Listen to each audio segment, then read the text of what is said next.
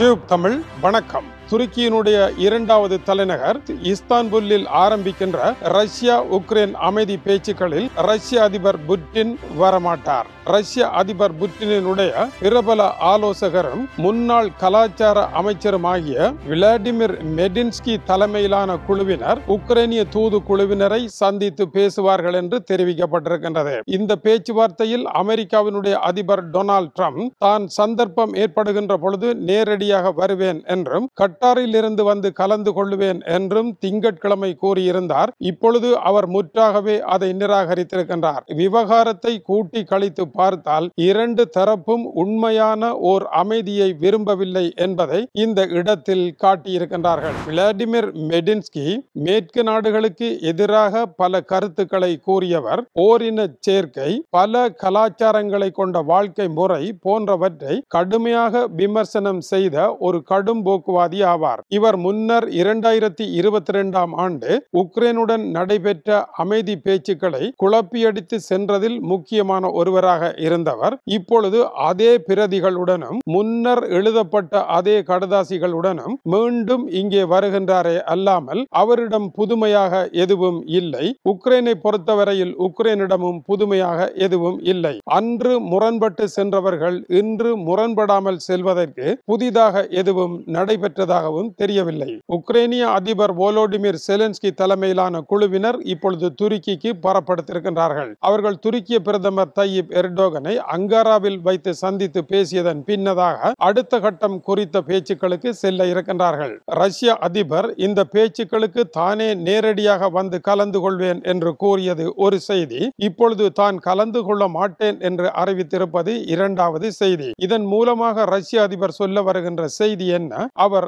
அமெரிக்காவினுடைய அதிபர் டொனால்ட் ட்ரம்பினுடைய கோபத்தின் எல்லை எது என்பதை இத்தகைய ஒழுங்கற்ற நடவடிக்கைகள் மூலமாக டொனால்ட் ட்ரம்பை வெடித்து சிதற வைப்பதற்கான வேலைகளை அவர் செய்து கொண்டிருக்கின்றார். டொனால்ட் ட்ரம்பினுடைய பொறுமையின் உச்சம் என்ன என்பதை கண்டறிவதே புட்டினுடைய நோக்கமே அல்லாமல் சமாதானத்திற்கான வழி என்ன என்பதை கண்டறிவது அவருடைய நோக்கம் அல்ல என்றும் தெரிவிக்கப்படுகின்றது. அமெரிக்காவினால் அனுப்பப்பட்டிருக்கின்ற அமெரிக்காவினுடைய வெளியுறவுத்துறை அமைச்சர் மார்க்கோ ரூபியோவை போல ரஷ்யாவில் இருந்தும் ஒரு குழுவினர் அனுப்பப்பட்டிருக்கின்றார்களே அல்லாமல் உக்ரைனிய அதிபரை ஓர் அதிபராக மதித்து அவருக்கு சமமாக உட்கார ரஷ்ய அதிபர் மறுத்துவிட்டார். டொனால்ட் ட்ரம்ப் வந்தால் அவருக்கு சமமாக உட்கார்ந்து உக்ரைனிய அதிபரை நீதிமன்றத்தில் விசாரிப்பது போல விசாரித்து தான் எழுதிய தீர்வு திட்டத்தை தானும் டொனால்ட் ட்ரம்பும் ஏற்றுக்கொண்டு உக்ரைனை கையெழுத்து வைக்க செய்வதற்கு முயற்சி எடுத்த ரஷ்ய அதிபர் அது சாத்தியமில்லை என்பதன் பின்னர் அங்கு செல்வதற்கு அவருக்கு எந்த முகாந்திரமும் இல்லாமல் போயிருக்கின்றது. புதிதாக வந்திருக்கின்ற ரஷ்ய குழுவினர் வைத்திருக்கின்ற யோசனை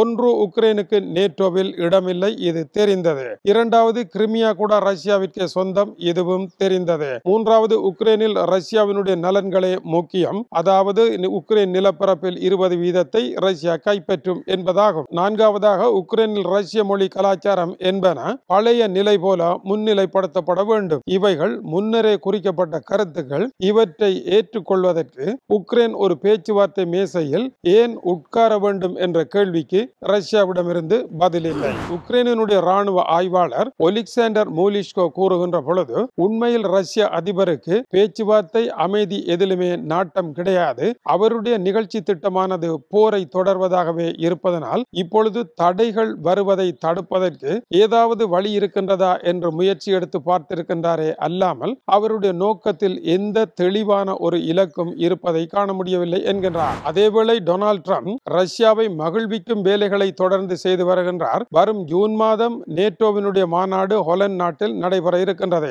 இந்த மாநாட்டில் உக்ரைனுடைய அதிபரும் அவருடைய தூது குழுவினரும் கலந்து கொள்ள முடியாது என்று டொனால்ட் ட்ரம்ப் நிராகரித்திருக்கின்றார். போர் ஆரம்பித்ததன் பின்னர் முதல் தடவையாக உக்ரைனிய அதிபர் நேட்டோ மாநாட்டிற்கு வரக்கூடாது என்று நிராகரிக்கப்பட்டது இதுவே முதல் தடவையாகும். இது ரஷ்ய அதிபரின் விருப்பத்திற்கு திட்டத்திற்கு அமைய நடைபெறுகின்றது. நேட்டோவில் உக்ரைனுக்கு இடமில்லை என்ற பின்னர் அங்கு உக்ரைன் வந்து பேசுவதில் எந்த அர்த்தமும் இல்லை என்பதும் இதன் பொருளாகும். ரஷ்ய அதிபர் யுத்த நிறுத்த ஒப்பந்தத்தை நிராகரிப்பாராக இருந்தால் அவர் மிகப்பெரிய விலையை கொடுக்க வேண்டி வரும் என்று உக்ரைனுடைய வெளியுறவுத்துறை அமைச்சர் அண்ட்ரிச் சுய்பிகா தெரிவிக்கின்றார். அதேவேளை உக்ரைன் மட்டுமல்ல, ஐரோப்பாவும் பாரிய பிரச்சனைகளை சந்திக்க போகின்றது இந்த பேச்சுவார்த்தைக்கு பின்னதாக என்று மேலும் சில தகவல்கள் வெளியாகி இருக்கின்றன. மார்க்கோ ரூபியோ, அமெரிக்க ரிப்பப்ளிக்கன் கட்சியினுடைய செனட்டர் லிண்ட்சே கிரகம் ஆகியோர் அண்டாலியாவில் துருக்கிய பிரதிநிதிகளை சந்தித்து அடுத்த கட்டம் குறித்தும் பேசியிருக்கின்றார்கள். கோஆர்டினேட் பொசிஷன் என்று கூறப்படுகின்ற சரியான முடிவை எடுக்கின்ற வாரமாக இது அமையப் போகின்றது என்று நிபுணர்கள் தெரிவிக்கின்றார்கள். எனவே உக்ரைன் ரஷ்ய போர்க்களத்தில் அடுத்த கட்டம் ஒன்று ஆரம்பிப்பதற்கான சூழ் கொண்ட மேகம் திசை மாறி பறப்பதற்கான இடமாக இந்த வாரமும் இந்த பேச்சுவார்த்தைகளும் அமைகின்றன என்பது கவனிக்கத்தக்கது. இந்த நிலையில் திடீரென அமெரிக்கா தன்னுடைய நிலை மாறி இருக்கின்றது. இந்த பேச்சுவார்த்தைகளில் எந்த தீர்வும் வராத இடத்தில் கவன திசை திருப்பல் போல இந்த செய்தி இடம்பெறுகின்றது. ஈரான் மீது பாரிய தடைகள் வரும் என்று அமெரிக்கா அறிவித்திருக்கின்றது. கண்டம் விட்டு கண்டந்தாவும் நீண்ட தூர ஏவுகணைகளை ஈரான் தொடர்ந்து பறக்க விடுமாக இருந்தால் ஈரான் மீது தடை விதிக்கப்படும் என்று அறிவிக்கப்பட்டிருக்கின்றது. இந்த தடைகளுக்கு உள்ளே 4 முக்கிய ஏவுகணை உருவாக்க பிரிவினரும் அதுபோல 12 நிறுவனங்களும் அடங்குகின்றன. இவர்கள் ஏவுகணை உருவாக்கத்திற்காக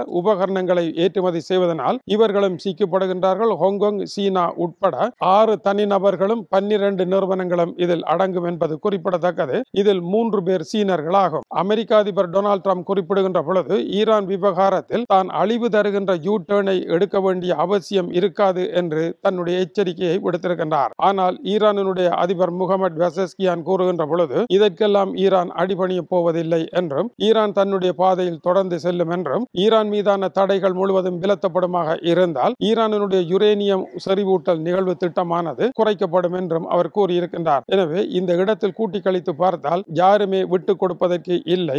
எதுவுமே சாதகமாக நடக்காத இடத்தில் என்னென்ன விவகாரங்கள் தொடரப் போகின்றனவோ அந்தந்த விவகாரங்கள் எல்லாம் தொடர்வதையே காண முடிகின்றது. துருக்கியில் நடைபெற இருக்கின்ற பேச்சுவார்த்தை தோல்வியில் முடிவடையக்கூடிய நிலையும் ஈரான் மீது தடைகள் வருகின்ற கவன திசை திருப்பலும் இந்த விவகாரத்தில் எந்த முன்னேற்றமும் இல்லாத சூழலும் ஏற்பட போகின்றது என்பது இன்று மதியம் வரையான செய்திகளாக இருக்கின்றன.